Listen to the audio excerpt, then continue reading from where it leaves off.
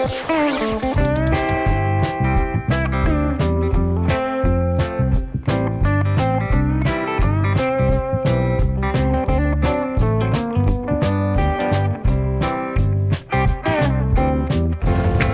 cow, it's a 2017 Ford Super Duty.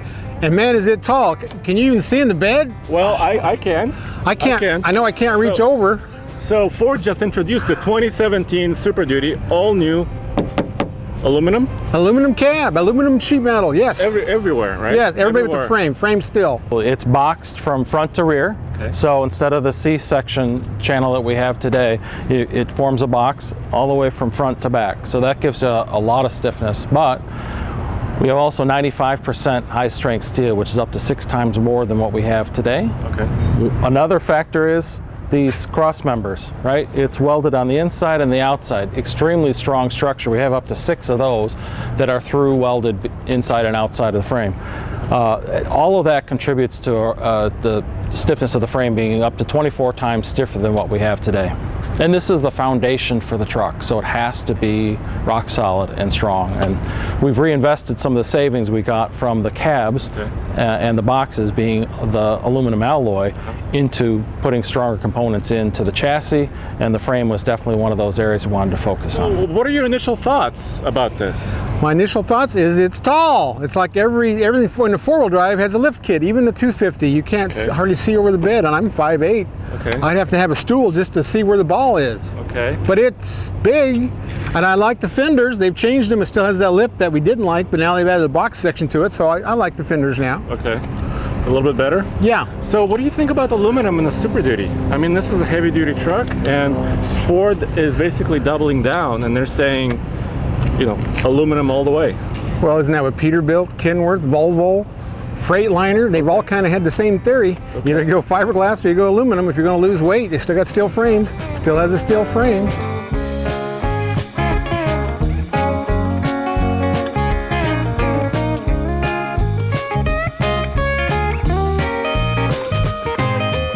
We upgraded the axle components. We upgraded the brakes. We've got bigger brakes. Suspension components are upgraded as well because we translated that savings into higher payload and towing, and you need the stronger components to handle the higher loads. Okay. But is there still an overall weight savings for the whole truck? There is. Even though we've upgraded these components, along with the aluminum alloy, there still is up to 350 pound savings per vehicle. Well, they boxed it and made it 1.5 inches taller. So yeah, and it's still a one piece from the engine all the way back, where everybody else is 3 and 4 pieces. So I like that. So I know the strength is there, you know, and it's a big, tall truck, and you know we don't know the capacities, we don't know horsepower, all that's coming, but yeah, I tried to get it out of them, but they wouldn't tell me. Some of our viewers asked us, there were rumors about an EcoBoost motor or a 10-speed transmission, but you did not choose to use any of those technologies here. Not at this time, not in the 2017 Super Duty. Now, of course, we consider all the technologies for future model. We just aren't ready to disclose future model plans at this point. But there is a new updated 6-speed in this, correct? Yeah, 6R140 transmission goes across the board. We also have a 6R100 that's unique for the F-250 gas variants. The 6R140 was essentially too much transmission for the vehicle. The 6R100 that we're putting behind the 250 gas is right sized for that vehicle, gives some weight savings and therefore fuel economy improvements and other things. Right, and you know how that works. Instead of being 700 pounds off like the half-ton was, because the aluminum saved the weight, yes.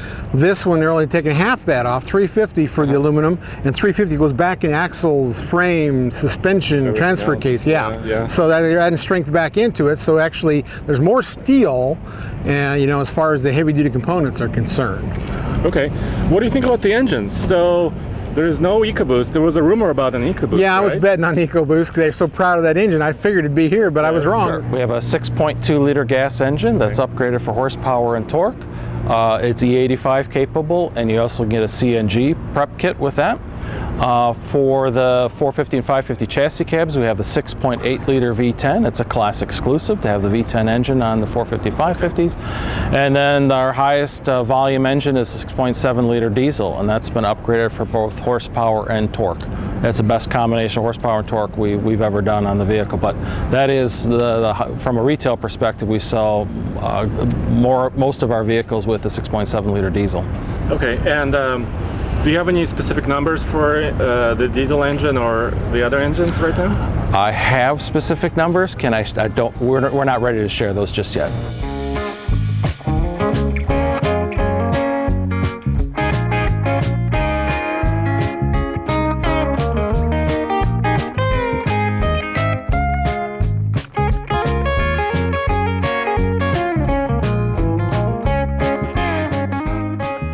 So what, no 10-speed? I know another thing, I was sure at least an 8 or a 10. What is wrong with these people? They've got 8 speeds out and 10 speeds everywhere, but no, Ford somehow doesn't do that yet. So I guess it seemed like they kept the components, you know, mostly carryover. I mean, the 6-speed transmission, I know they've updated and have a new version of it, and they've increased some of the power levels, even though they're not telling us the numbers. It seems like they're kind of carrying over what has been working for them as far as engines and transmissions are concerned. Right. Now, you know, they got tricky with it. They added 4 inches to the cab, so it's taller and it's longer, but you know why and how? Why? It's the 150 cab. Oh. Instead of making 2 cabs now, the 150, which they made longer before, and you got a bigger front door, you got that flat floor, which I love in the second row, that is now this cab.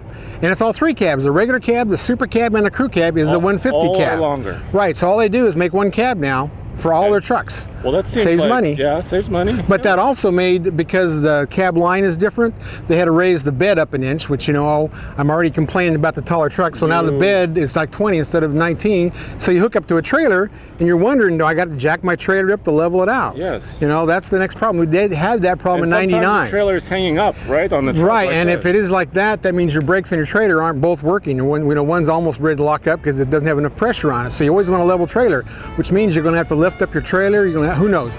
But you don't want to be hitting the bed rail. We thought we had that problem solved in '99 when Ford jacked the trucks up, and they had to lower them in 2000. Yeah. Well, now we're there again. But I understand it. You know, the big, tall trucks sell well.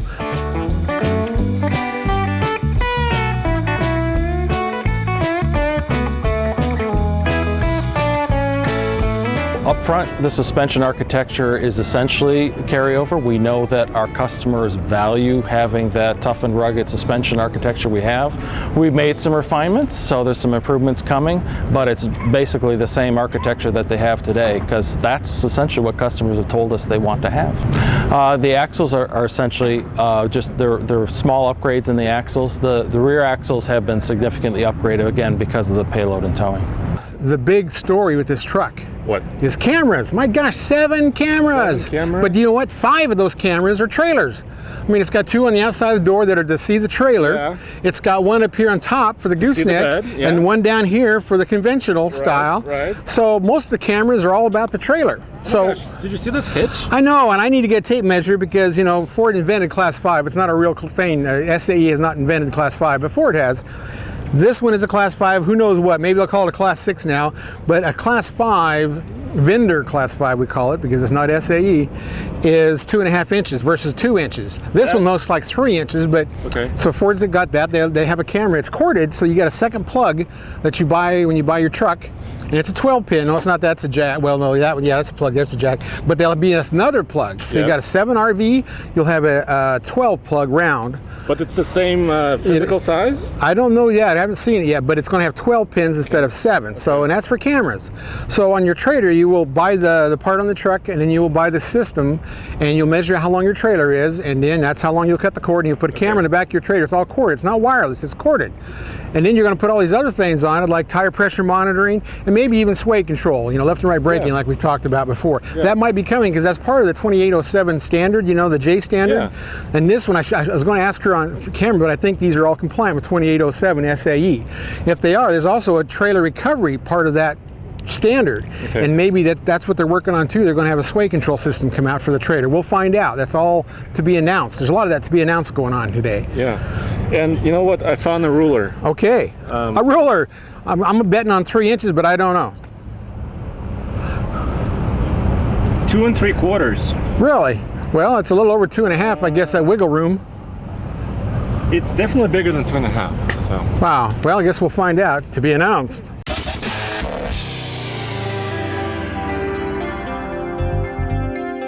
We've got adaptive cruise control. That's a great feature by itself, but when you combine it when you're towing, I mean, sometimes going down the hill is harder than it is going up the hill. And with the engine brake and the adaptive cruise, it just perfectly holds your speed going down the hill. Trailer tire pressure monitoring system is great because it's fully integrated into the system. Same with trailer camera. How does that integrated. work? So the tires on your trailer, let's say you had the pressure sensors there. Right. And how does that feed into the truck?